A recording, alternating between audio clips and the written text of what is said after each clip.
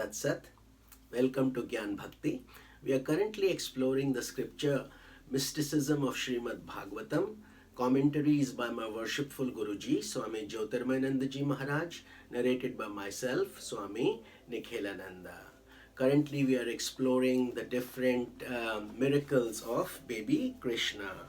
So today, in today's satsang, we will be studying the liberation of demoness Putana. Krishna is just born and he is a few days old baby right now. So as time passed, the baby Krishna was adored and well cared for in the loving household of Nanda and Yashoda, who always considered him their own child. Vasudeva's second wife, Rohini, along with her son Balarama, continued to live with them also. At that time, the two divine infants had not yet had their official naming ceremony, but were lovingly known by pet names given by their relatives. So in Hindu tradition, Sanatana Dharma, the name giving is a very important ceremony. It's called the Namkarana Sanskar. So there are 16 sanskaras, but we will discuss that some other time. But in the Hindu tradition, each of these sanskaras are very important. They start from pregnancy, and that's the very first sanskara, when the baby is in the womb, and then when the Atma departs, which means when we finally die, that is the last sanskara, the 16th sanskara. So they're all very significant. So in this case, the discussion is about their naming ceremony or Namkarana Sanskara. It is a tradition in Indian villages that when a child is born, all the neighborhood women come to hold the child in their arms and give their blessings to the infant. Mothers who are currently breastfeeding their own milk also offer their milk to the neighbor's child with a loving maternal sentiment. With an evil plan to pervert this affectionate tradition, Putana arrived in Gokul. Putana is the demoness. So she was sent by Kamsa to destroy all infants born at that time, any of whom might be the 8th child of Vasudeva and Devaki, the child whom Kamsa so mightily feared. The terrible demoness entered the village disguised as a most beautiful woman, dressed in elegant attire and decked with dazzling ornaments. So these demons had the ability to change form and become very pretty, and when, however, they would face pressure, they would become ugly and back to their natural state again, because their natural state is destructive and ugly, but they did have the ability to make it very alluring and pretty. In Ramayana, the same thing happened when Sarupnakha came. She looked very attractive and alluring to Rama and Lakshmana, but they chided her, and when they did not entertain her advances, Lakshmana cut off her ears and nose, and she again became her hideous form. Here, let us continue the story of Putana, who came as a very alluring and beautiful looking lady to bless Krishna. All who saw her thought she must be an incarnation of goddess Lakshmi herself, and readily welcomed the lady into their homes. Once inside, Putana picked up the newborn child and breastfed him, injecting into the child through her milk a dreadful, deadly poison. Then she quickly left before anyone realized what had happened. After secretly destroying many children in this fashion, Putana eventually came to the home of Nanda and Yashoda.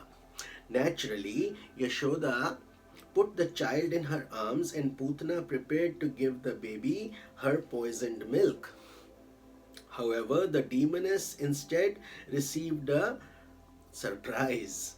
Krishna closed his eyes and while drinking her milk began to draw out all of Putana's life energy or pranas with relentless speed. Realizing the child was not an ordinary child and racked with pain, she began to scream for him to stop and run out of the house.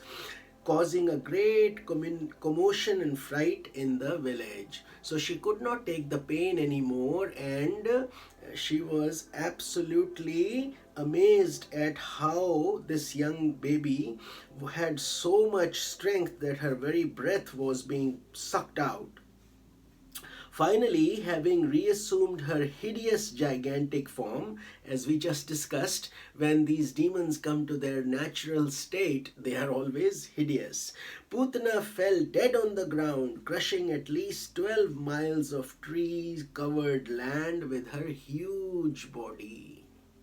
When Nanda and Yashoda and other villagers rushed to see what had happened, they found the demoness dead, with baby Krishna playing innocently on her body as if nothing had happened.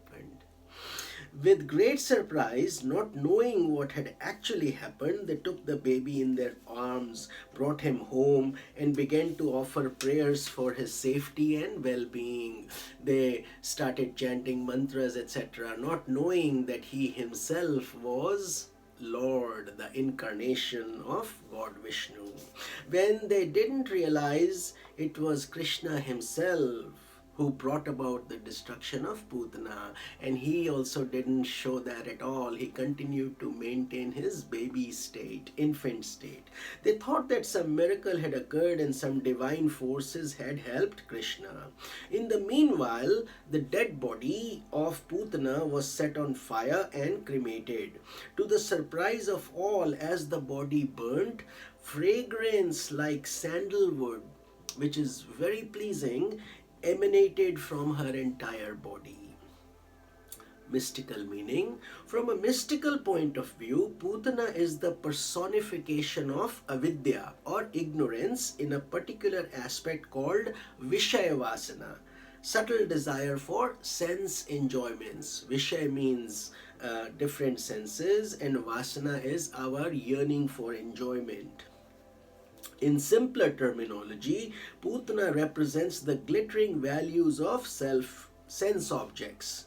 Sense enjoyments in appearance are wonderful, but they carry a dreadful venom for the aspiration that is growing within you. That is why all the sages, saints, our scriptures guide us to control our senses when we are on this holy path. But if the aspiration is sincere, it is like Krishna himself. Instead of destroying aspiration, the desire for sense enjoyments or putana is itself overpowered by vairagya or dispassion. So that is the deeper meaning, that as you grow, Putana herself is destroyed. The sense objects that seemed so alluring and so overpowering initially now feel they have become helpless, just like Putana. Once an aspirant has overcome desire, the sense objects become simply a manifestation of God. Once Krishna has touched Putana, she becomes pure, purified. In the story, Putana appears in different stages. First, she appears in a beautiful form, the way that one views the world through ignorance. Everything looks good. That's why we say ignorance is bliss. The world of objects is wonderful and charming according to the vision of ignorance. The moment Krishna sucks the milk of Putana, she appears as a gigantic, terrifying personality. The moment aspiration dawns, you look at the world not as an enchanting realm of pleasure, but as something terrifying. We understand that the world can hurl us into countless embodiments. That is when Vairagya plays its role. As our aspiration further develops and our Vairagya becomes steady, we realize that the world around us is a manifestation of God's glory. So the body of Putana finally turns into something nectarine that emits divine fragrance, because she was touched by God, the Lord. He sucked her breast milk. So through his holy touch, Putana became sanctified, pure, and therefore the sandalwood fragrance. So, through a demoness, she became divinely transformed. So, that is the essence of today's satsang. And in tomorrow's satsang and in the coming few days, we will be discussing various miracles of Lord Krishna and his glory as a child in Vrindavan and Gokul, first in Gokul, where he is currently as a baby. This is Swami Nikhilanand. Om Tat Sat.